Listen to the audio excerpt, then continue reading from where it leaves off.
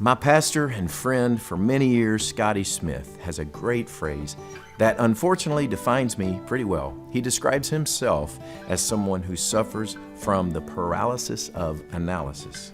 And boy, can I relate to that one.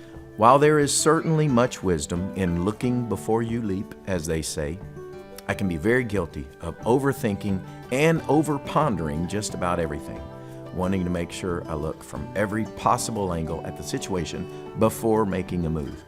The truth is, at least in my case, this usually comes from a place of fear. Fear of making a wrong move or doing the wrong thing. Isaiah 30:21 is a scripture that has both challenged me and encouraged me on my journey of faith. It says, "You will hear a voice behind you saying, 'This is the way, walk in it,' when you turn to the right or when you turn to the left."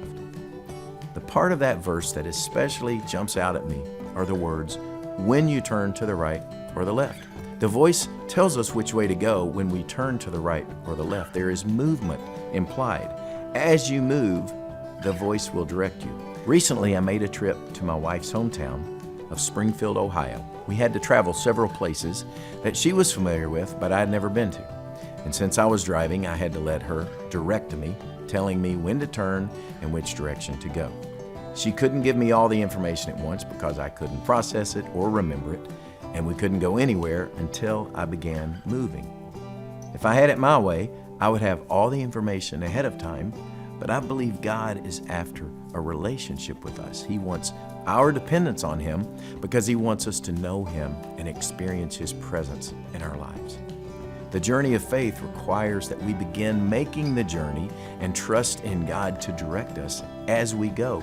There is movement implied in that scripture. As we turn to the left or the right, then we will hear Him say, "This is the way to go."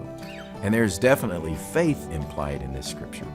This is the adventure of faith that God has invited us into, trusting Him to lead us and direct us without knowing sometimes where we're going, but trusting His heart, His goodness, and His faithfulness, and listening for His voice as we make our journey.